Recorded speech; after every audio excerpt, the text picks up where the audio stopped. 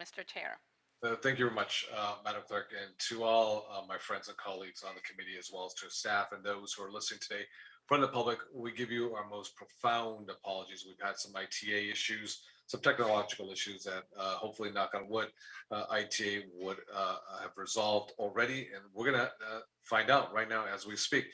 So, Madam Clerk, we've already gone through the formalities of welcoming everybody October 21st, 2021, when we establish a quorum. Yes, Mr. Chair. Establishing a quorum. Councilmember De Leon. Here. Councilmember Price. Here. Councilmember O'Farrell.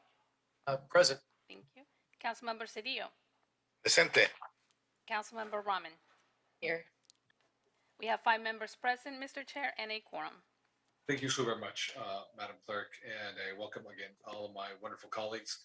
Today's committee hearing. It won't be long. We'll have a presentation. We'll have a confirmation vote that is before us, and we have pending amendments on a very important policy issue that Mr. O'Farrell has been leading for the entire city. So we will proceed with public comment and we have representatives from the city attorney's office with us today who will provide the guidance necessary for the public as they prepare to call in. So why don't we go with our city attorney? Thank you, Mr. Chair. To members of the public calling in, when it is your turn to speak, please state your name and which of the agenda items you would like to speak on. You will have 1 minute to speak on one agenda item or 2 minutes to speak on multiple items.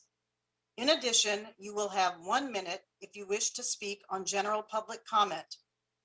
We will inform you when your time is up. When speaking on the agenda items, you must be on topic. Our goal is to get through as many speakers as we can. If you are not speaking on topic, or if we cannot tell whether you are speaking on an agenda item, you will get 1 brief warning from the city attorney or the chair.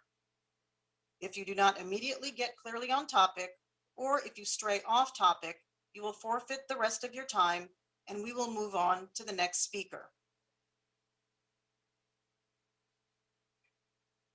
Thank you very much, Ms. Aubrey. I want to make sure that folks know that Ms. Aubrey don't play. So let's make sure that you stay on topic and the issues that you speak to are germane to today's issue. So thank you very much. The clerk, please read the instructions for the public to call in. Yes, sir.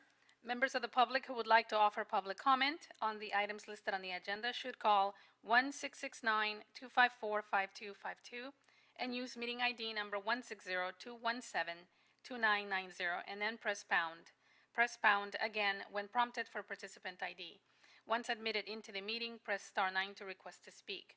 When it is your turn to speak, an automated Zoom voice will ask you to press star 6 to unmute. Please note that if you're listening to the meeting on a computer or a speakerphone, you will need to turn down the volume on those devices before you speak, otherwise there will be an echo. Thank you for your cooperation. Thank you so much, Madam Clerk. Muchas gracias. So to Stephen Rodriguez, you're up. We are ready to take public comments. May we have the first speaker, please? And caller, please state your name as well as an item you'd like to speak on.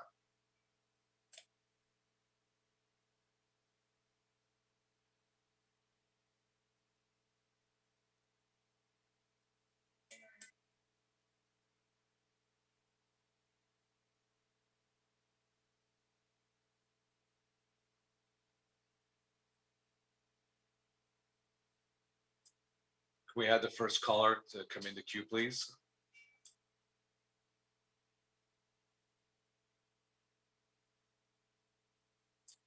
Caller, if you have yourself on mute, try to unmute yourself. Please state your name as well as the item you'd like to speak on. Good afternoon. My name is Andrew Feinberg. I'm a law student at UCLA and a resident of Council District 4. I'd like to speak to item 3 in support of option 1A in the CLA report. Absolutely. Please proceed, Mr. Feinberg, and welcome. Thank you.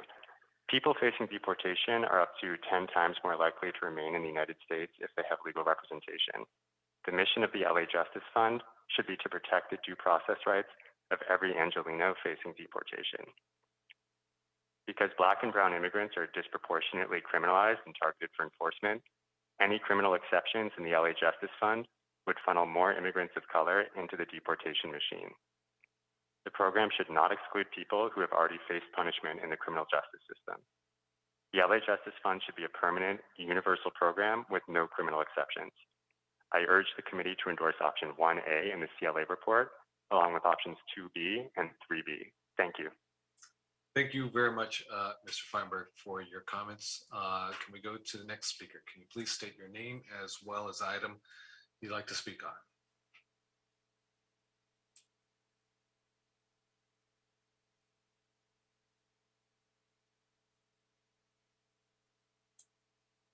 Caller, are you there? If so, please state your name. Is Sarah staffing him right now? Yeah, but I texted her to call you, but she's maybe she's. Sister Neo, if you could please mute yourself, that would be great. Thank you very much. And for the caller, you can unmute yourself so we can hear the issue that you'd like to speak on. Please do so. Yeah, this is Carlos Montes. I'd like to make a general public comment. Can you bear with me 1 second? Can you speak a little louder so we can all hear you clearly? How's that? Is that better? That's a little better. That's a slight little better. If you can even go high, if you can go higher than that, it'd be great. Please give us your name and the item. All right, that yeah. you speak on. Yeah, this is Carlos Montes. Mr. Montes. Mr. Montes, bienvenido. Welcome. Muchas gracias a todos. General public comment, September 28th, 3:30 in the afternoon, we had a traffic collision. Two young men, and unfortunately, the highway patrol killed one of the young men.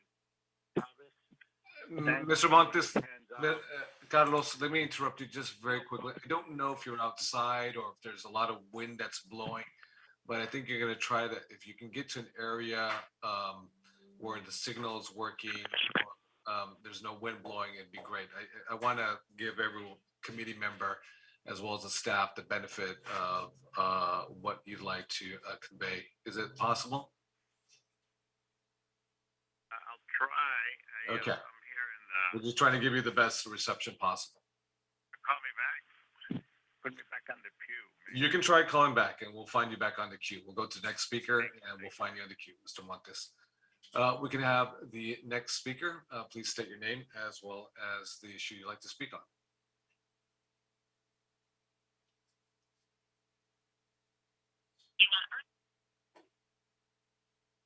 Good afternoon. I'm calling in support of option 1A. My name is Tiana Marisol Cherbosque. Bienvenida. So I'm one of the executive directors of Law Students for Immigrant Justice at UCLA Law, and recently my classmates and I observed the devastating consequences of what the absence of legal counsel looks like in Los Angeles Immigration Court. Family after family appeared before the immigration judge expressing their inability to secure legal representation, and these individuals appeared lost and confused and desperate for legal aid. No individual should be forced to navigate alone an incredibly complicated technical immigration system that acts as a conveyor belt of mass deportation.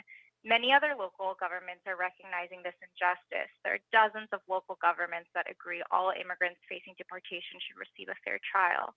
The city of Los Angeles isn't one of them. Los Angeles can do better. You can do better. Thank you for your time. Yeah, thank you very much. And thank you very much for your comments. We very much appreciate it. Can we have the next speaker please state your name as well as the topic you'd like to speak on?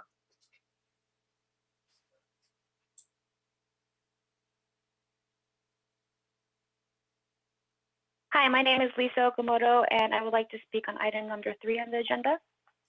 Please go ahead. Welcome. I call to urge the committee to show its support to the continuation and improvement of the LA Justice Fund. When the committee takes this item up for discussion, it should align itself with racial justice and support a program that excludes no immigrant from receiving counsel and access to due process.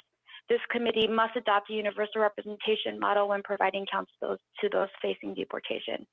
As my colleagues have already commented, the unjust immigration system already unfairly targets our immigrant community, particularly our Black immigrants and our brown immigrants. Any exclusionary rule from representation, especially on criminal grounds, will impact Black immigrants who already face barriers in finding pro bono counsel and a fair opportunity to fight their deportation. The city must not support a program that perpetuates this punitive system. And further, a universal representation model promotes an efficient model as resources are not used to determine whether an Angelino is eligible for representation. The process of screening to accurately determine a person's criminal history is onerous and is not effective when combating a rapid court calendar when somebody is detained. There are already 7 local entities that have adopted this universal representation model in California. Los Angeles is the heart of the immigrant community and cannot follow behind. Rather, it should be leading the movement to provide counsel. Therefore, I urge the committee members to endorse option 1A, 2B, and 3B of the CLA report. Thank you. Thank you very much for your commentary. Next speaker, please state your name as well as the topic you'd like to speak on.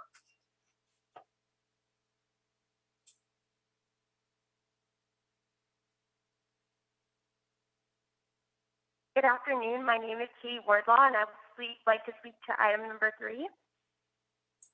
Please go ahead. Welcome. I'm a proud resident of Los Angeles.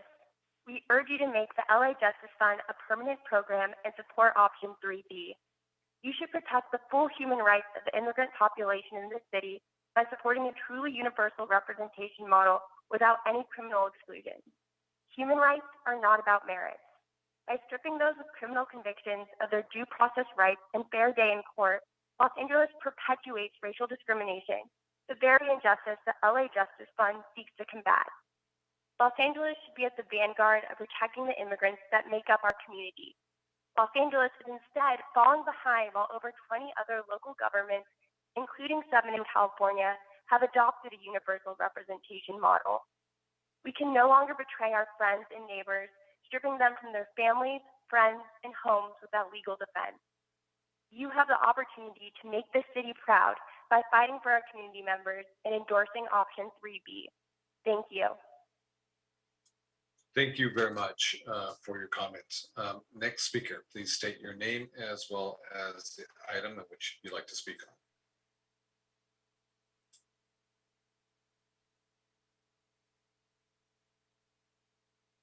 Hi, my name is Chelsea Bell, and I would like to speak to item number 3 on the agenda in support of LAJF. Welcome, please proceed. Thank you. So I'm calling in support of the Los Angeles Justice Fund, which I have heard several of my colleagues already speak to many of the points I'd like to make, so I'll save time and energy. But I do want to really reemphasize what Tatiana mentioned, which is what it looks like when a person does not have access to an attorney in their immigration proceedings. LAJF provides people attorneys in proceedings that are some of the most complicated under law. You are walking into a courtroom where an immigration judge and an immigration attorney presenting the government are both professionally trained and committed to those positions full time, and they are constantly being updated on the immigration law, aspects of case law that's evolving and immigration law that's changing on a daily basis. So when a person walks into that courtroom, it's not the same as walking into a civil courtroom where a judge is holding your hand, or a criminal courtroom where you have access to an attorney, a public defender appointed by the state free of cost to you. You're walking into a scene where you are required to understand language that, whether English is your first language or not, legalese is a separate language from that entirely. And it's extremely complicated. It's very involved. It requires detail-oriented analysis of records from both criminal, medical, previous immigration benefits. It's one of the most important scenarios when someone needs an attorney by their side. And the consequences of not having an attorney by your side are as dire as being removed from your family and basically exiled from the community, family, and country that you know as home. And it's extremely important that we recognize LAJF has the opportunity to try and insert some equity into those proceedings.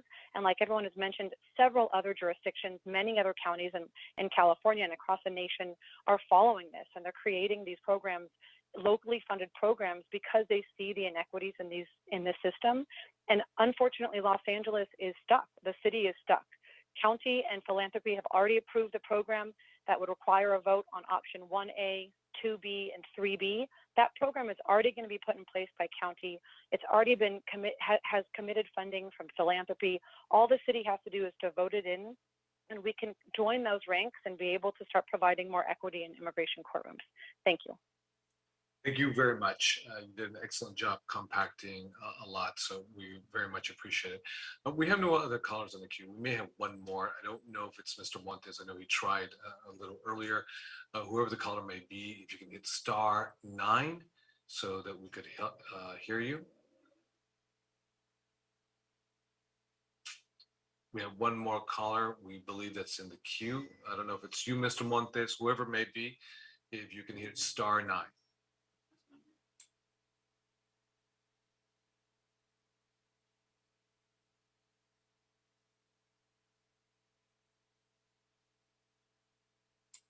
Well, we're gonna conclude. Carlos Montes, can you Oh, hear me? go ahead, Mr. Montes. We got you. Go ahead, Mr. Montes. Yeah, sorry about that technology. I'll be brief. General public comment in 2006, young teenagers, undocumented, they were rights, and I'm also calling on the city council and this in the future. A large number of killings of black and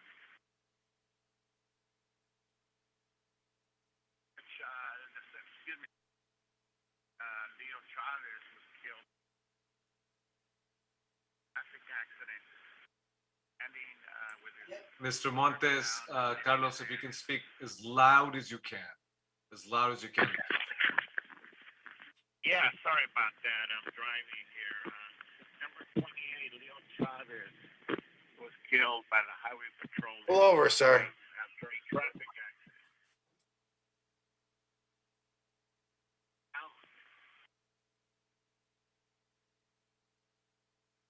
Sorry about the technology problem.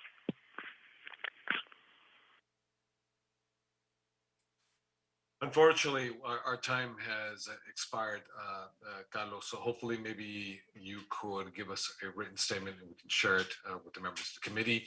If not, hopefully we can get you on the next round if you wish to do so and give us a holler. So that's going to conclude our public comment for today. I want to thank everyone who called in passionately on the agenda items that they spoke about. We're going to move on to our agenda right now. But before I actually start, I do want to take a point of personal privilege for one of our CLA members, Mr. Chris Espinosa, and his family. Chris Espinosa is not with us today. He's undergoing a personal family hardship. So I just want him to know, as well as his family, that our thoughts and prayers on behalf of the committee members and staff are with you at this moment, Mr. Espinosa. So we hope that things are better for your family at this moment. So as such, Madam Clerk, what we're going to do, as well as colleagues, we're going to continue the CLA presentation on file item number 3 for a later date. I think the vast majority of individuals who called in today called in passionately on this issue with LA Justice Fund. We will be bringing this issue up, but because of the situation with our CLA staff, we will not be able to do it today. So let's get started right now with file item number 1. Would I like to move this motion? I believe it's a timely item given the good work of the rollout on our Indigenous Peoples Day. I believe the author has amendments. So Madam Clerk, would you please read the item into the record? Yes, Mr. Chair. Item number 1 is a motion of Farrell Harris Dawson instructing the Civil, Human Rights, and Equity Department, with the assistance of the Chief Legislative Analyst, the Department of City Planning, and any other appropriate city department and agencies, to report on the existing policies focused on improving the lives of American Indians and Alaskan Natives, and city budget allocations to the Native American tribal community. Thank you very much, Madam Clerk. Mr. O'Farrell, I know that we participated just recently in a press conference at El Pueblo, where it was a very empowering, powerful press conference. Would you please share your amendments with the committee members? Thank you, Mr. Chair. I appreciate this. Yeah, very, very simple. I'm extending the report back time. So the amendment would read, the technical amendment would read, for the report back to be done in 120 days instead of what was originally moved. And so that's the amendment. Thank you so much. No, thank you very much, Mr. O'Farrell. Any question or commentaries from the members? Seeing none at the moment. I want to thank you again. So with that, I move to approve this motion. Second. Here in this committee, we have a second from Senator Gil Cedillo. Madam Clerk, please take the roll for a vote. Yes, sir. Councilmember De Leon, Aye. Councilmember Price, Aye. Councilmember O'Farrell, Aye. Councilmember Cedillo, Cedillo, aye. and Councilmember Rahman. Yes. Thank you. These are 5 votes in the affirmative. This matter is approved as amended.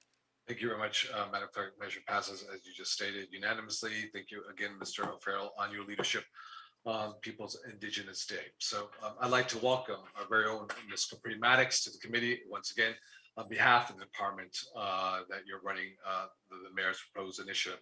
So Ms. Maddox, we want to thank you very much for taking time out of your busy schedule to come here. Madam Clerk, will you please read the file item number 2 into the record before we begin discussion as well as deliberation? Yes, sir. Item number 2 is a Civil, Human Rights, and Equity Department report relative to the Los Angeles Reforms for Equity and Public Acknowledgement of Institutional Racism, LA Repair, Innovation Fund, Participatory Budgeting Pilot Program. Thank you very much, Madam Clerk. Mrs. Maddox, the floor is yours. Thank you so much, Mr. Chair, and to the distinguished members. It's truly a pleasure to be with you, Capri Maddox, General Manager, Executive Director of the LA Civil Rights Department. I think it's important to know that we will have a presentation for you to talk about the LA Repair Program, and we will be brief today to make sure that we give you enough time for feedback. The LA Repair Program is an innovation fund, and it's LA's first participatory budget process. And we'll give you a quick overview of exactly how things work. But again, the innovation fund was placed in the budget by Mayor Garcetti.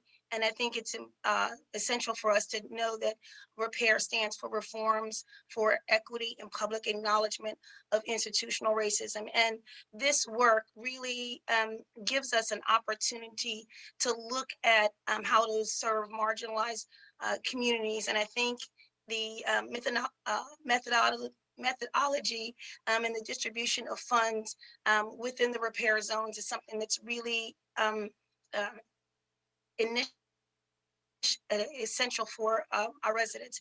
The repair fund is $10 million that will be allocated throughout the participatory budget process. And these funds are currently in the unappropriated budget. We actually know that the funds were originally designated as ARP dollars. And some of you know that that's the American Rescue Plan dollars. It's really essential to discuss exactly how this works, the design process. And if you can see on your screen here, we have 9 repair zones in some of the most marginalized portions of our city. And we will let you know exactly how we were able to come to the conclusion of what repair zones needed the greatest amount of service. So we have the design process that will happen with a steering committee, and that will involve the public. So it'll be a great deal of public engagement. One thing I kind of like in this too is very similar to like something like the neighborhood council budget advocate process, where we allow non-city staff to weigh in on how city dollars are spent. There'll be an opportunity for us to have and I should actually start with the development of the proposals. And I think, let me just back up for a second. The design process is what I spoke of earlier. I skipped over the brainstorming of ideas, and throughout those meetings and the online tools, we will have an opportunity for people to discuss like what their priority projects are. Like, is it, safety or, childcare? Like, what are some of the #1 needs for the community? And then the development of the proposals. So we'll have, we'll call them budget delegates to come in and have ideas into some of the most feasible proposals. When we look at in the participatory budget process, the residents will have an opportunity to generate and to put forward ideas, vote on the allocation of proposed projects and resources, and then monitor the spending and the outcomes. And so this is basically what you're seeing here on the flow chart, but I just wanted to articulate that for folks that aren't able to see the screen. And the fund would be geared toward community driven ideas, implementation plans, and then of course, we will have an opportunity for the budget process to begin with the city and the participatory budget consulting design process. The community-based organizations will move these items forward, but the LA Civil Rights, the city attorney, and other relevant departments will determine the legality, the feasibility, and the equitability of all of these proposals. The proposals will be placed on the ballot, and of course, the residents will vote on those and figure out exactly which proposals they wish to fund, and the winning community-based organizations will receive funds and execute the program. Now, just wanted to quickly talk about the review and determination of the selection of the zones. As you know, there'll be 9 communities that will be represented. 33% of all Angelenos, will be served and touched by these resources. 50% of the Angelenos will be living below the poverty line. 44% of the Angelenos will be folks that have been in areas where there's been high concentration of COVID-19 cases.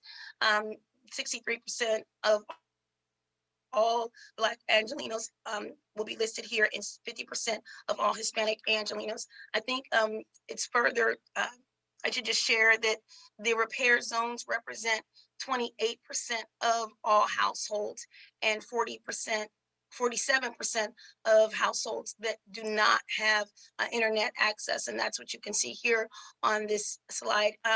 Just wanted to tell you that these communities, I think this is the important part that council members really would like to see, is to see the various areas. Of course, you see Arleta, Pacoima, Mission Hills, Panorama City, North Hills, West Lake, another area. I should actually be clear to say this so that folks that are listening in can understand. The next area is West Adams, Baldwin Hills, Leimert Park. The next area is Skid Row, our downtown area. The next area is Boyle Heights, South Los Angeles, next, Southeast Los Angeles, and then we round out with Wilmington and the Harbor Gateway area. These neighborhoods are respectfully serving council districts 1, 6, 7, 8, 9, 10, a little bit of 12, 13, 14, and 15. And I'll just hold the screen for just a second so the members can see. And you should know that the community plan areas are how these communities have been reviewed and analyzed. And a lot of the surveys have taken place in this area to allow us to see where we can, best use these community investments for, some of the improved outcomes. I think it's important to know that the plans, the community plan areas, will connect the participatory budgeting process to a larger and kind of like in a roundabout way, the existing participatory process will come out of some of the work that's already happened with the CPAs, the community plan areas. I wanted to show and be clear that we have not reinvented the wheel here. And I, thank the staff that has done a great deal of research in this space. David Price, from our Office of Racial Equity and others on our team that have really, laid things out, and also Joey Garcia that has been really instrumental in this space. But as you can see, the CPAs, the community plan areas, show the high percentage of people of color, the high share of people living below the poverty line. Overcrowding numbers also high in all of these areas, and we did a map overlay so you can see these communities have anywhere between 15 to 25% of overcrowding numbers. We think it's essential to just show how much need there are. We are experiencing in all these neighborhoods that we're interested in serving. Of course, again, another overlay of the high number of COVID cases based on the population. And then, of course, additional data that was considered was the digital divide, persons in households without internet access. It's really essential for us to just make sure that our members feel comfortable with the numbers and the stats that have come in. Of course, the CDC social vulnerability index also, shows a clear overlay here. And this is, the census data that is used to focus on 15 social factors, including poverty, lack of vehicle access, and overcrowding in housing. Same thing with the Cal Enviro screen. Shows communities that are vulnerable to multiple sources of pollution, et cetera. And then the additional data that I just want to share quickly is the Healthy Places Index. And the reason that we're just showing you these overlays is when you look at these communities over and over and over again, you will see the need, even if you look at the maps from the 1930s on the redlining. Again, the communities that we are interested in serving and focusing on have been historically underserved and need this assistance. And then I wanted to just explain some of the proposed, and these are proposals, members, the proposed distribution across the zones. As you can see in the our lead up Pacoima area, we're talking about $775,000. In the Mission Hills, Panorama, North Hills area, again, the same number, 775. The Boyle Heights areas, same number. Westlake, same number. The Harbor Gateway in Wilmington, Harbor City area, again, the same 775 along, and the numbers continue also for Skid Row, the same 775. In South Los Angeles, the number, because of the population and the density of that community, and also with Southeast Los Angeles, the numbers are a bit higher, with pretty much $1.5 million for each of those areas, South Los Angeles and Southeast Los Angeles. But again, this is based on the fact that there is a density of people that fit a number of categories like poverty, overcrowding, on the wrong side of the digital divide, etc. Wanted to let you know that you will have the ability to have advisory committees, and you'll be able to have members appointed by the respective council offices. And that breakdown is here. It's going to be 7 to 9 areas that will be focused. So you can have the breakdown there, and you can see the number of folks that will be for each area. And that'll be something that the council offices can review and determine as well.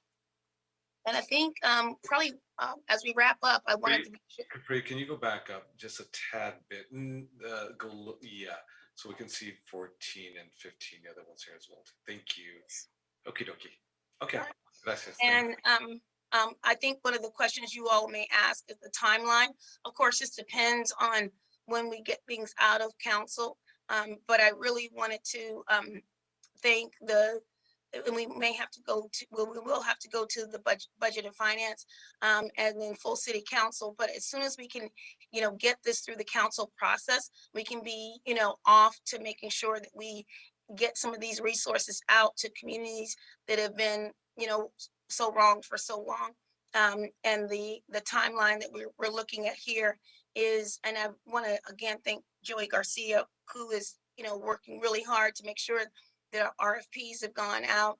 And just to know that once council is ready, we're going to accelerate things as soon as possible to be sure that by June 2022, we will have our winning CBOs with, you know, the grants on the streets. And of course, I think it'll be something that our residents will enjoy being a part of. And then I just wanted to let you know what some of the next steps would be. Of course, we'll continue the briefing at the council offices. We have the RFP process that we need to work on with the fiscal agent. That's something that has not been done yet. And I think that we may look for a fiscal agent that could even be very helpful to some of these community-based organizations that aren't mainstream and, you know, used to applying for grants, et cetera. And then, of course, we want to determine the metrics for the evaluation. And on the council side, I already mentioned that we would have an opportunity for you all to weigh in and vote and help us to move things along. Thank you so much for your time, Mr. Chair and members. Thank you very much. Thank you so much, Ms. Maddox, for a thorough presentation of the PowerPoint deck that you provided us. I just have a couple of questions. I'm going to open it up to the rest of the committee members. Given that redistricting right now is such a hot topic and there's so many passionate feelings across the board throughout the city of LA, do you foresee redistricting affecting the placement of the repair zones and its corresponding council districts for the committee? A very good question, Mr. Chair. Just wanted to let you know that for the most part, a lot of the redistricting is still happening in the areas, and particularly where we have a number of the resources. Unfortunately, we will still have communities that are in crisis. So if the map switches, you know, like 10, 20 blocks in, you know, any direction, for the most part, you're still looking at the same populations that are impacted. And I do believe that we, you know, really need to move things forward as well. And so I think it's the drop off would not be significant at all, because again, we just have a high population of folks that are in need. And quite frankly, when you looked at the maps and the overlays, you still saw, you know, bright colors of need that were just outside the boundaries. So a move here or there would not make a significant difference. But again, very good question. Another thing I wanted to announce is that we have our Assistant General Manager, Claudia Luna, that is on the line, who will be joining me in the Q&A process as well. So I'm open to the next question from the member. Thank you. Thank you very much, Capri. Appreciate it. I think that to your point, poverty is poverty. You know, based on the methodology, it's there and it's fixed. Wherever it may be, East LA, South LA, our lead up Pacoima, elsewhere. You know, because the redistricting process is so fluid right now. What may change clearly is depending on the way the lines work, is where the resources go within that council district and whoever the council member is, as opposed to your point, fixed communities enduring the endemic, you know, systemic poverty are going to get the resources, whether it's with this council member or with that council member, you know, and how this works out will be interesting to see, because the dust hasn't settled yet when the council as a whole receives the map that is submitted and then the changes that we made, you know, consequently. Last question I have on this topic right here is, how will the committee members be selected, and then who will run the actual meetings? Another good question. We actually will have a consultant. The participatory budget project consultant and RFP was sent out for that effort, and they've done work in New York and other cities that have actually done the participatory budgeting in their respective jurisdictions. So they're really highly regarded and will be able to help us with the selection process and working with a number of you know, communities, and making sure that we work in a significant way to make sure that we have a well represented group of residents weighing in But we definitely wanted to separate that process to a certain extent and make sure that this was done by the professionals that had successful programming in other parts of the country. Okay, thank you very much, Ms. Maddox. Appreciate. I think everyone has a question or commentary or both. So why don't we go first to our illustrious Vice Chair, that's no other than Senator Mr. Curran Price. Thank you, Mr. Chairman, Senator, for your leadership on this exciting topic. And let me just start by thanking Capri and the Civil Human Rights and Equity Department for their report and for your exciting leadership in a very short period of time. You have really distinguished yourself. You and your team have distinguished yourself, and really, I think, made us all very proud of what's possible. So we appreciate your efforts.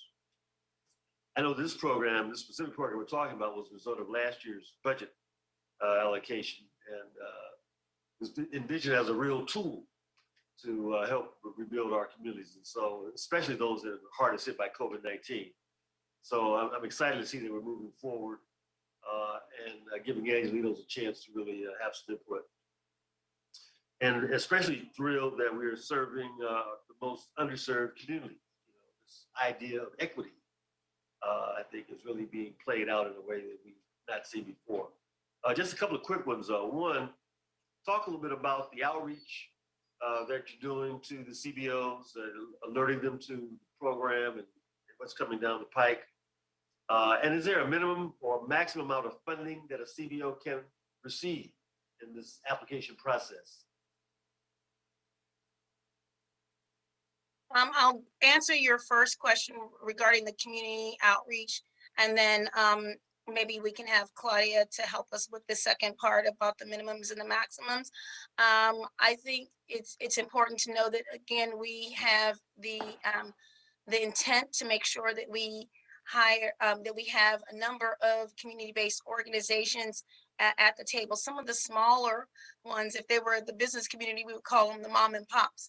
But we really want to make sure that we have the community-based organizations that aren't well-oiled machines with, the big grant experts on their teams to be able to take advantage of some of these resources. So we will begin with community meetings, community outreach that will happen in a significant way. I think it's important to also know that we are very interested in having the outreach from all members of Los Angeles. And we will also have an additional staff member that will, actually 2 staff members that will be a part of this, will have resources come from this fund that will allow us to make sure that we're doing extensive and aggressive outreach and monitoring of the dollars. And since to make sure that we have the ability to support some of these smaller community-based organizations, I'm not going to call any names because we will be, going through a process to select which entity will be able to receive funds. But I do know that there may be some small groups that are affiliated with maybe the faith-based community, or maybe upstarts that started years ago and been serving people, but they just didn't understand the process. So we want to be sure that we have mechanisms and staff in place to also support these folks as they go through the grant process and the grants management. Maybe they've never been in a place where they've had to turn in their metrics. And then I'll yield the floor to see if we have staff that wants to talk about the minimums and the maximums for the exact dollar amounts. Yes, Claudia Luna, Assistant General Manager for the Civil Rights Department. Happy to be here. So we don't have a set number. That will be worked out with the consultant. What really is important is that the advisory community from that community sets those parameters for their community. What works in Boyle Heights may not work in the Valley, may not work in Skid Row. So we don't want to set those limitations and parameters for each of these 9 advisory committees. That would be the working groups that we get the community appointments to set forth what maximum or minimum. That would also let us know how many CBOs would get money. So that would be worked out with the consultants and the advisory working group. Thank you. Thank you, Thank you, much. Councilman. Mr. Price, any further questions or comments? Thank you. Okay, thank you very much. Let me know if you want to engage again. Mr. O'Farrell. Thank you, Mr. Chair. Thank you, Capri and team, for this great presentation, and the repair program is wonderful. I have just a few questions. First, in relation to the spending allocation formula, can you give us a sense of percentage of allocation for administration versus allocation for the actual funding for the specific project proposals? Yes, and so we're looking at a total of about 15%. And the reason, I just want to kind of give you a quick breakdown. There'll be one program manager, I should say, and one program coordinator, which will come out of the fund, and it's 8-month funding for a full-time management analyst type position and management assistant. And then, of course, we will have we'll have technical assistance that will be for the consultant that will help us with our program design and the implementation of the participatory budgeting pilot. And that'll be about $570,000. And then we have the fiscal technical assistance that will is projected at somewhere around 650 or so. And then the translation of interpreters and communications, it will be another 80,000. You have to remember, these are folks that are going to be going citywide to pretty much, 9 areas and holding a series of meetings. And we also will have some technology needs with the voting platform and design, and just to make sure that system is fair and equitable and accessible, particularly for folks that are on the wrong side of the digital divide. That'll be $70,000. And then, of course, the grants to the winning programs in the repair zone will be approximately $8.5 million. Thank you. And I'm with you 1,000%, Mr. Chair. I think the funding needs to be commensurate with the need, regardless of council district boundaries. So I'm with you on that.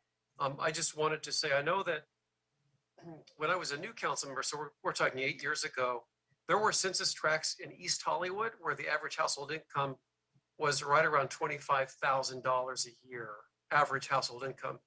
And I'm sure that has changed a little bit, but I think there are probably islands or pockets of poverty that weren't able to be included based on the criteria. So my question is, and I'm glad to see Westlake is included. That's definitely an area of focus. That's where we have a lot of the service providers that I think will be able to participate in the program. Will areas of focus evolve at all in terms of the shifting needs, or perhaps, like I said, these pockets of poverty that aren't necessarily connected to wider swaths where there's need? Okay. And that's a great question, council member. And I will just say that it is important to think about the fact that we do have under-resourced families living in, I wouldn't say over-resourced, but in communities with significantly more resources. But keep in mind that a number of the community-based organizations that may be picked up will have tentacles in areas outside of the boundaries on our maps. And then the secondary thing I'd like to say outside of the fact that some of our CBOs may actually serve those areas as well. This is a participatory budget pilot.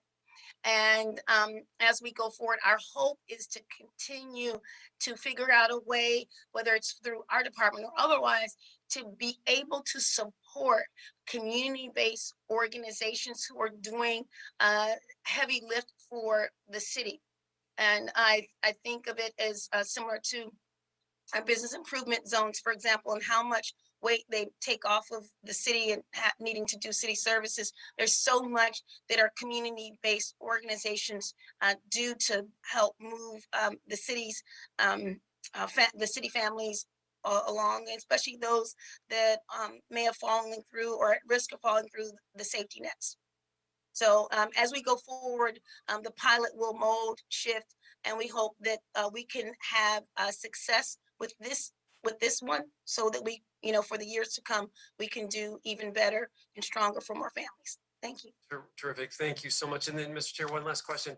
On page 6 of the report, your department lays out 4 key roles for the public, including a voter who is a resident residing in a specified repair zone, including folks residing in shelters. Will business owners and property owners within those zones, sometimes who are also burdened and struggling, will they be able to participate in the voting as well? Yes, it's my understanding that they are also considered to be stakeholders. Right, great. Yeah. Terrific. And then the report notes that to vote, someone must be in a minimum of 16 years old. Are you considering partnering with our recently created youth development department to help with information so that that's widespread and there's a robust outreach with that? And can a student who attends a school in the repair zone but resides outside of the zone, would they be eligible to vote? It's going to be pretty similar to like the neighborhood councils, the stakeholder. If you have a tie to the community, I believe we'll be able to give you that access. And yes, to answer your question about working with YDD, the youth department, that is something that we're definitely on board to do. And working with LAUSD is something that's really important to us here. Some of you know that I actually worked at leading partnerships for LAUSD for 1 year. And we actually have a new member of our team, Mara Madero, that just joined us from LA Unified. So in addition to working with the youth department, we definitely want to make sure that we have LAUSD connections. And again, I'm grateful that Mara Madero has joined us as a project coordinator from LAUSD, who will bring 19 years of experience with the district to assist us in making sure that we serve young people in many forms here in our department, as in areas that may not be covered or they may not have the capacity to cover for us over at YDD. So thank you for that question. Thank you so much. Thanks, Mr. Chair. Thank you very much, Mr. Farrell. Next, I was going to say, Senator Mel Ilomin, but I guess it's Senator Gil Cedillo up on the queue. Institutional race. Thank you, Mr. Chair. Real quick, a couple of points, less questions and points of emphasis. For the record, Mr. Farrell and I share the Westlake area and is eminently qualified, I think, more so than appreciated. Westlake and the adjacent Pico Union are the most dense places in the city. 2-bedroom apartments will have 14 people living there. They're intergenerational and of shared legal status, shared diverse immigration status, and with high poverty on the wrong other side of the digital divide, et cetera. And so just as we look at the numbers and relook at them, make sure that there's equity in those communities. We just recently placed 326 people from MacArthur Park and look forward to participating in this project and process. Second, I want to know, could you tell me, I noted Beverly Hills, it seems to be I don't know how they got in this mix. It's Beverly Hills, or not Beverly Hills, Baldwin Hills, for me, is a community that seemed to be a high resourced with a population of middle class, upper middle class professionals, great architecture, of course, great proximity to all the resources of the city. I'm just wondering how that fell in the mix. Yes, and just for a point of clarity, and I do get the complexity of that, and I think you probably called it Beverly Hills because people commonly call it the Black Beverly Hills. I think as well as the Ladera community that's nearby in the county, but I think it's important to know that there are other areas below the Coliseum area that has a number of apartments. I can't remember the name. I think it's something like Baldwin Hills Estates or Baldwin Hills Villa that is right below the houses that are on the hill. We are not, I want to be very, very clear and intentional that we are not targeting the single family households that are on the hill, but in the area just beneath in the Coliseum, La Brea to Crenshaw zone, that's the area that will have the focus. And as you know, that community is very, we have overcrowding there in significant ways, and a number of, rows and rows and rows of multifamily housing where people are stacked in that community. So just for the point of clarity. No, that distinction's clear. So we're not doing the Dons, what used to be referred to as up in the Dons. We're doing Okay. very below, and I don't use the name that people Yeah, I know the commonly name call too. it in songs. But thank you for that clarification. Okay, no, makes appropriate sense. A misnomer, let me suggest that that's a misnomer. Okay, thank you, Mr. Council Thank you, Chairman. thank you very much, Senator Cedillo. May I, Capri, maybe just give a friendly suggestion is in the PowerPoint deck, remove that neighborhood and emphasize the other neighborhoods that you made reference to, which will provide more accuracy and clarity for folks. Ms. Robin, welcome. So I want to thank you, Capri. I love your department and the work that you do, and seeing you in person later today. I also love participatory budgeting. I think it's a fabulous, fabulous idea. I think when done right, it can be empowering. And I don't want to throw cold water on any work that you've already done, but I do just want to just talk a little bit about the program design here, because I do have some concerns that I think are important to share. One is that $775,000 is not a huge amount of money. And we're asking people who are fairly, you've selected them because they are very low income, because they probably work too many hours and earn too little and live in overcrowded conditions, to ask for projects for this money. It's a lot of work from people that we're asking for. And the best participatory budgeting processes and designs that I have seen in my research on it and studying it many, many years ago when I was in planning school, and then seeing it work out in the field when I was in India, was when there was substantial amounts of money that was available for communities. And when people felt like the time they were investing in that process was worth what they were getting out of it. Because these are involved processes. Like if you really wanted to fit the participatory budgeting model that you're, I think, aiming for, I think you got to make it worth people's time. And I just want to caution here that we're asking a lot from people. I know this is a pilot, so I totally understand that you're starting smaller, hoping to make the case for more money in the future. And I think I would just maybe ask, and again, I want to throw this back to the others in the committee too, but I would just ask, maybe reduce the number of sites and increase the amount of money available, and see what really happens when you get to an outcome or a project that can make a significant impact. Like if you're doing the participatory budgeting process and you want to come up with a project that's going to have some measurable impact on those communities, that's, I think, when you've got a structure that's going to be really impactful, and one where you can come back to the council and say, here's what we did, and here's how we decided it, and here's how it transformed X, Y, and Z people and their lives and this community.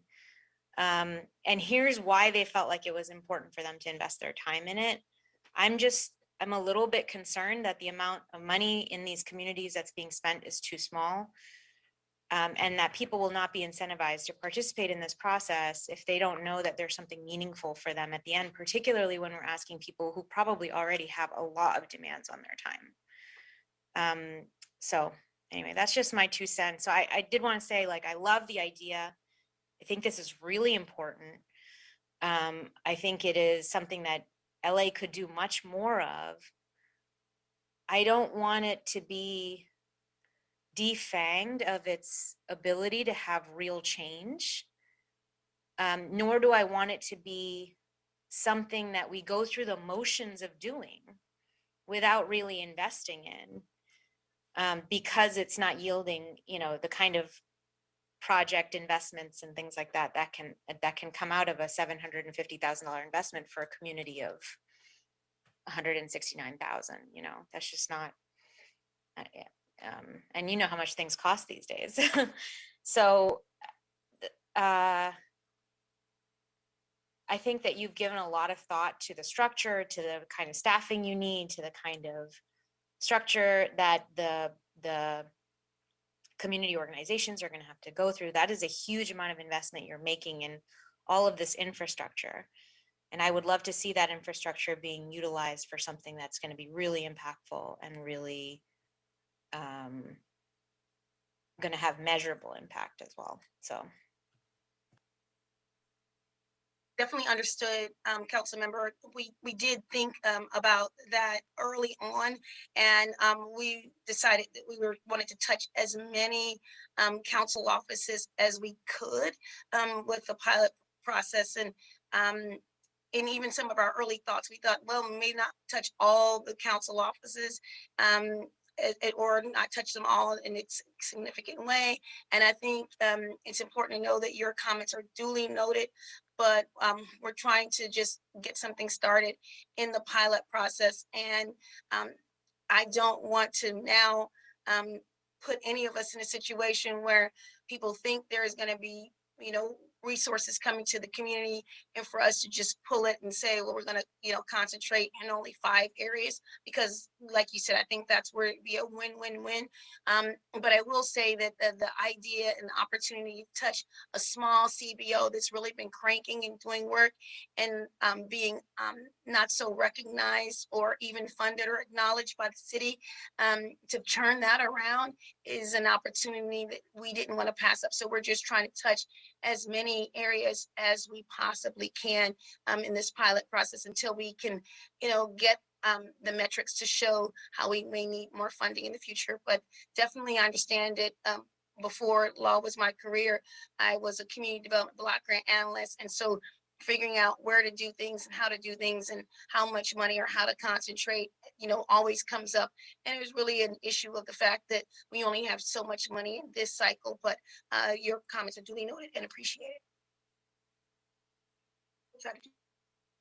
Thank you very much, Ms. Rahman. And let me underscore Ms. Rahman's points, because I think she makes some very valid points with regards to how, as we all recognize, the need is so gargantuan. And Ms. Rahman's point is, do we take the limited dollars that we have, and those are the constraints that you have, Capri, right? Is the limited dollars. You don't have like this gargantuan sum.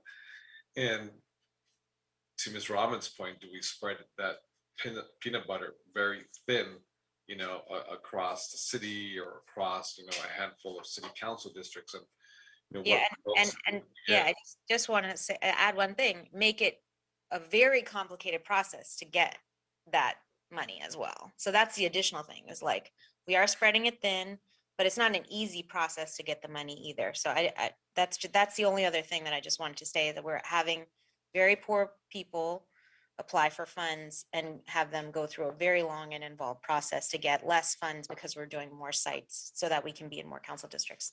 With that, I will stop interrupting you. I apologize. No interruption at all. I think that these are really valid points, and these are good discussion points to have as committee members. Again, the constraints that Capri has, because again, Capri doesn't have like this large sum of dollars that she can make these, proactive investments simultaneously, because the limited amount of dollars. Are we spreading it very thinly? And to your point, which is very important, the application process, is it easy? Is it simple? Is it efficient? Or is it very, very complicated? And what are the outcomes going to be? What are the desires, desirable outcomes that we want. So these are very good points. I would say this is that if there is a time and moment where we would make any of those changes, because this hasn't gone out, the application process for folks to actually apply, the time would actually be right now if we were going to make any of those changes. Um, we'll leave that up to you, Capri, and obviously it's the legislative body, and through this committee, we'll leave up to committee members themselves if they were to move a motion, sometime soon with regards to how, we go about this. But these are good points, and I understand. Capri, I think we all wish that like you had a ton of money, and we know that's not the case because the needs are so gargantuan, throughout the city. But I do appreciate Ms. Rahman's line of questioning because they're right on point. Other than that, Mr. Chair, yes, please, Mr. Cedillo. I'm having trouble with raising my hand on the computer, but let me note that, we have an experience in the city with the neighborhood councils, and they are very rigorous in their process of how they spend the money. I mean, they are really engaged. Our experience in the neighborhood councils in our district is like a very robust process, very engaging, very thoughtful, very very participatory. And so those are the experiences in ours. I trust that we can build on that. We're happy with the allotted amount, although I think by the criteria, this district deserves more. And, I want to advocate for that. But we covet this amount and look forward to integrating it into our process of restoring the luster and the greatness of MacArthur Park and the Westlake area, both in CD1 and CD13, and also for the some of the plans that we have in the adjacent Pico Union area. And so I look forward, Director, General Manager, Maddox, to working with you and with the community and accessing these dollars so that we can begin the projects that are really needed as we transition away from COVID into the future. Could I just respond to the neighborhood council point, actually, because just real quick, and I'll let you talk, Councilmember O'Farrell. Neighborhood councils are exactly the barrier that, or exactly the experience that I've had where I've seen some of these barriers play out. Neighborhood councils are hard to participate in. Before we had Zoom meetings for neighborhood councils, parents with kids could not go to them because they were at times when people didn't have school and didn't have childcare. If you worked, those meetings would take hours. And as a result, and they're hard to participate in. Nobody knows about the elections. No one knows what they do. No one knows what they're actually, all the rules you have to follow. Each neighborhood council has its own set of bylaws. People who participate in neighborhood councils are people who have the resources and the knowledge for the most part to participate in those councils. They're not people who are, the most vulnerable, the people that we're trying to target with a program like this. So I want to actually use that as an example to say, we want to make this as easy as possible for people to participate who really have needs.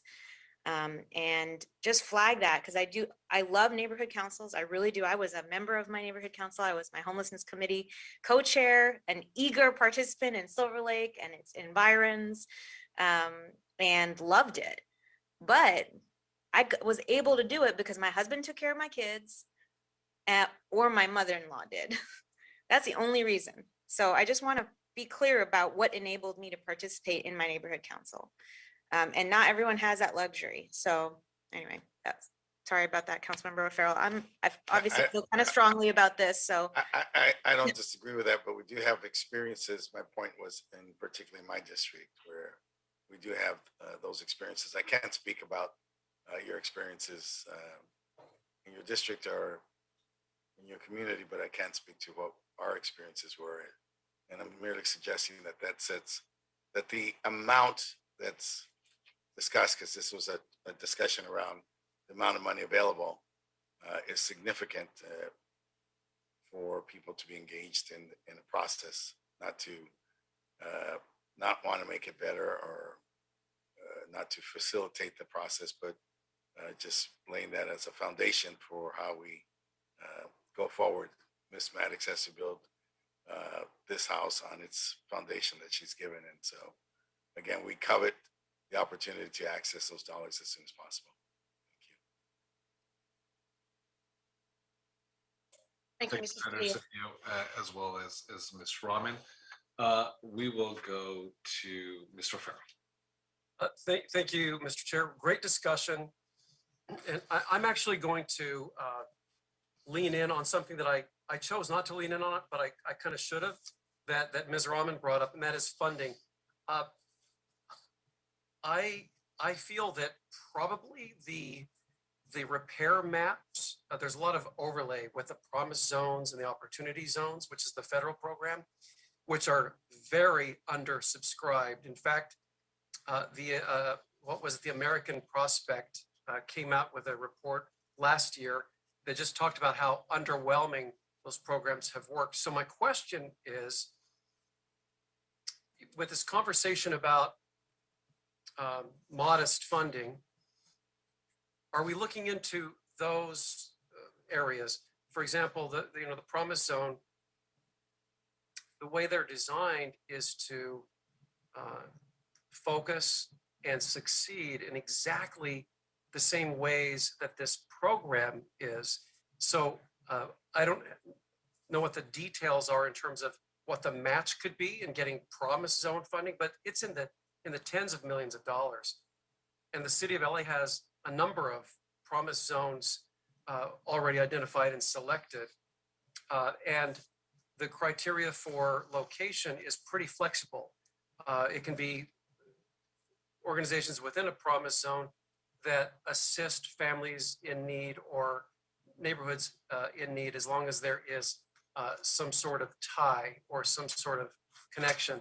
So have you thought about promise zones and opportunity zones, and then other funding that we can already start accessing? And if there's a way that the city council, could help in that way? The short answer is no.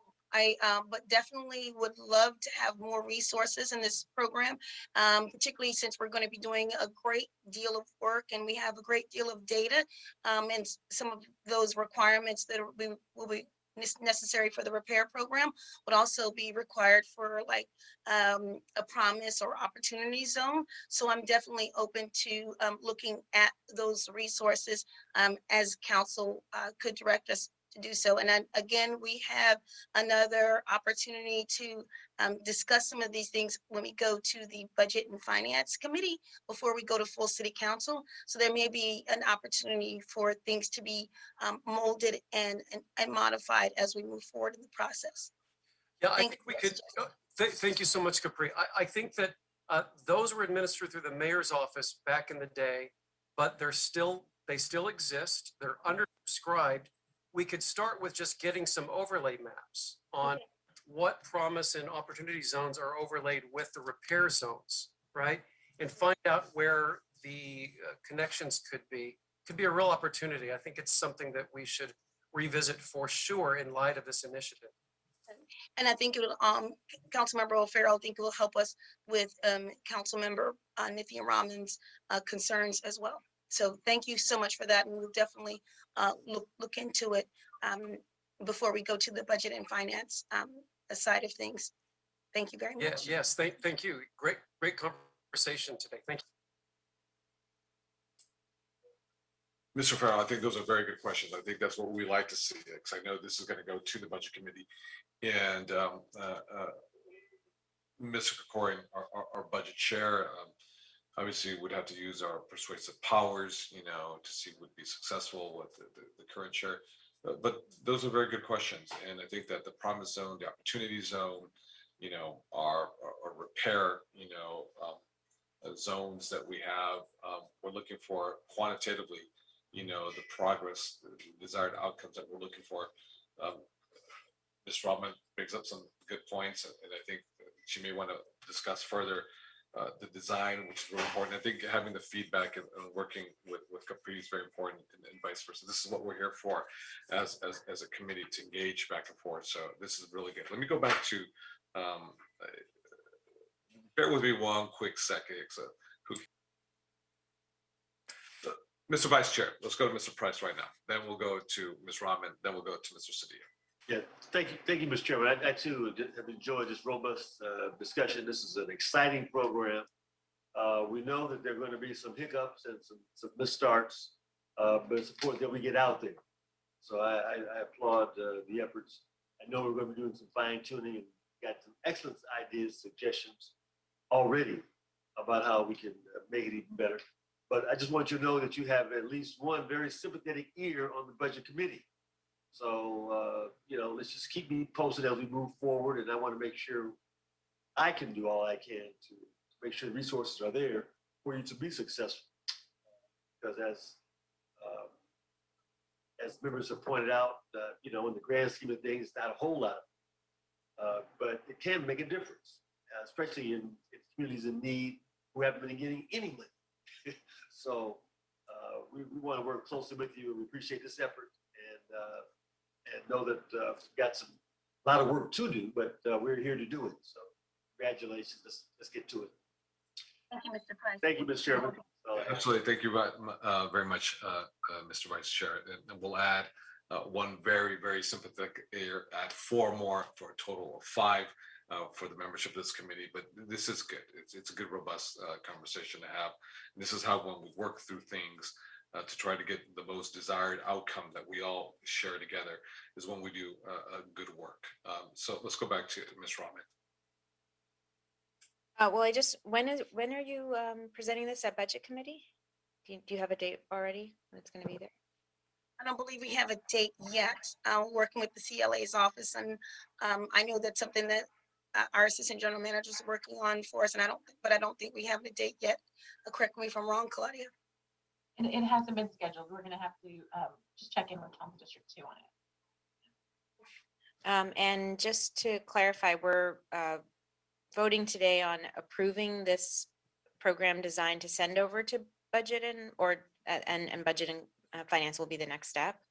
That is correct, Ms. Rahman, unless you have some amendments. I just, just when it goes to budget, I just wondered whether you might be able to present just one other option where you have a fewer number of locations and more money granted to each location. That is a proposal that's before us. I don't believe Ms. Maddox has already a date set, or the chair staff, I should say the budget staff has already agendized this issue item. But why don't we do this? You brought up some serious concerns with regards to design, program design, and the program design is very critical for the actionable items and the outcomes that we desire. Why don't we go through the points that you would like to be emphasized and addressed in the budget committee, and we can itemize those points as you would like to see move forward. You're asking me? Yes. Yeah. I mean, that's it. I think just having one other option on the table where there's potentially fewer locations, but more money given. Fewer locations, more money. More like the same amount of budget that you're doing, and just maybe, fewer location. I don't know how many locations you have here. We have 9. 9, yeah. But maybe we did look at how it would seem to fit if we had 5 to 7, but you have to keep in mind that there will be some council offices that are currently on the list that will be definitely off the table. And I think that is where we would probably run into some obstacles, but I'm definitely willing to make sure that we make this work for this body here. Thank you so much, Councilmember Rahman. Okay, great. Thank And you. then, and I just had one final thing was, what was the evaluation process for a pilot evaluation that you have as the timeline?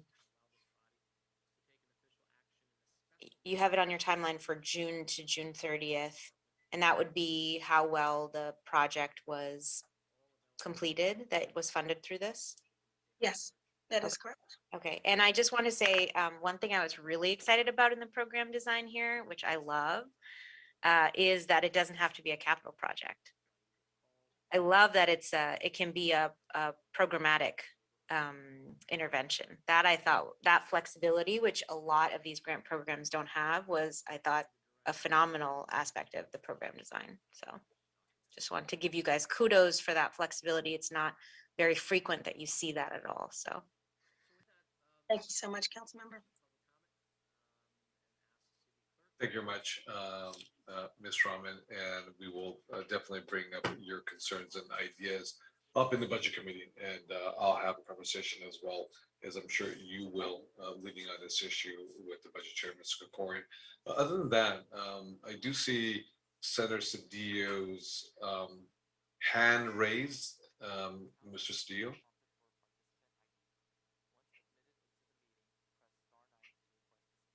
Okay, I think his hand may be just raised since the last question that was asked.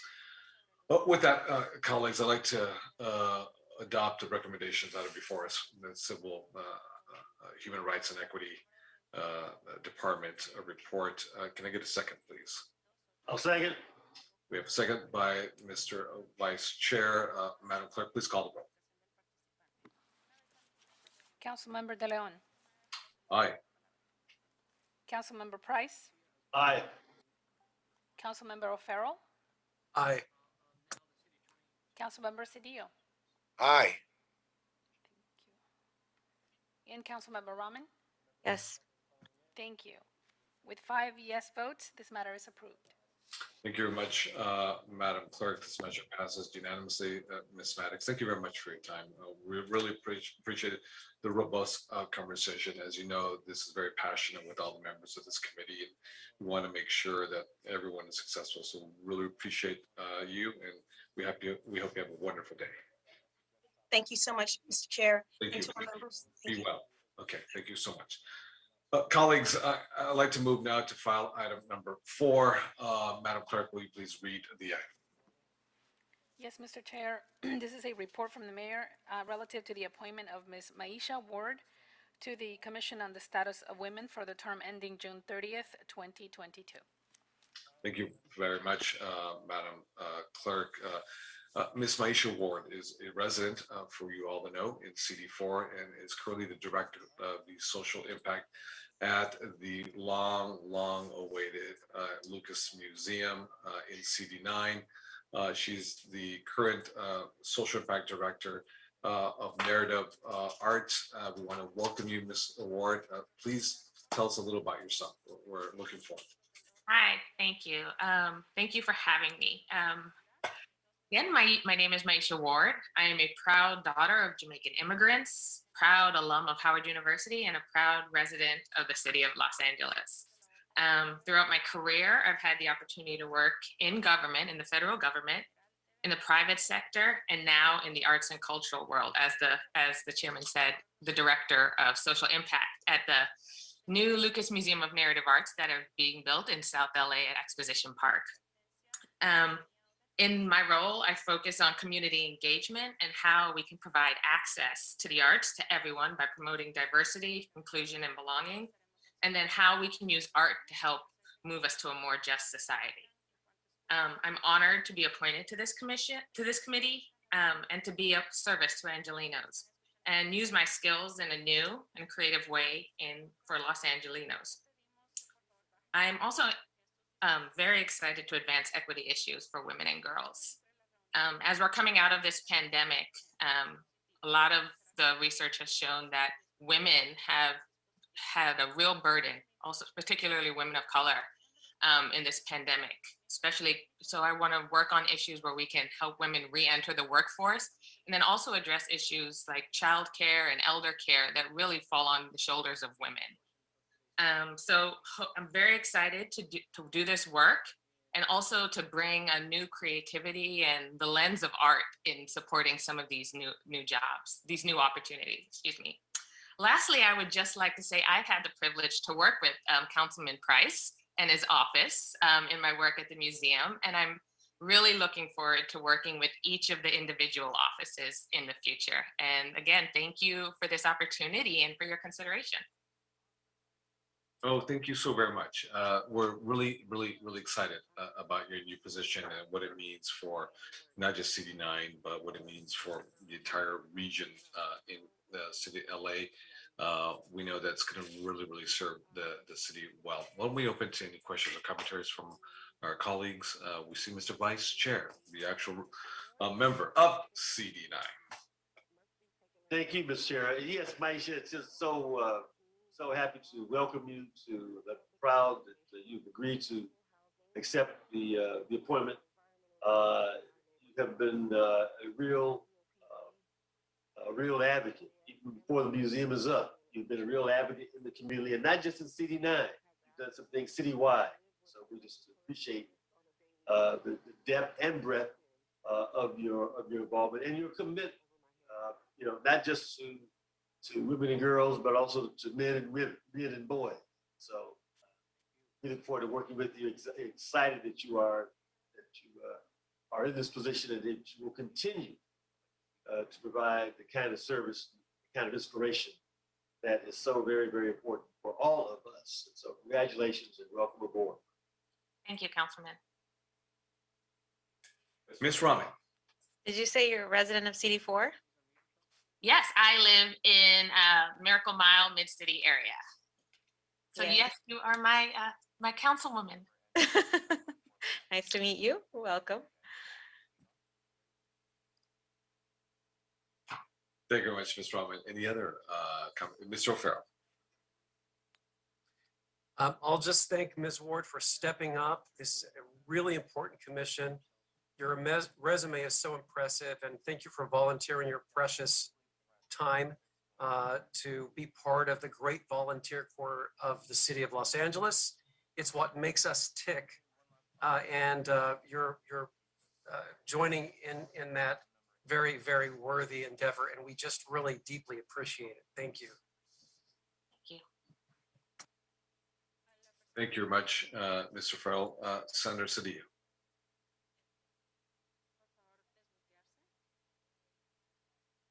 If not, I think his hand's up there once again. Ms. Ward, I join my colleagues on this committee in congratulating you. It's not easy always volunteering time in these very important committees, but we thank you for doing just that. So I'm not going to hold up this nomination any longer. I want to say felicidades, congratulations to you. Can I move this motion forward with a second? Second. Thank you much, Mr. Vice Chair. We're going to move this measure to the full council. We do have a second. Madam Clerk, please call the roll. Councilmember De Leon, Aye. Councilmember Price,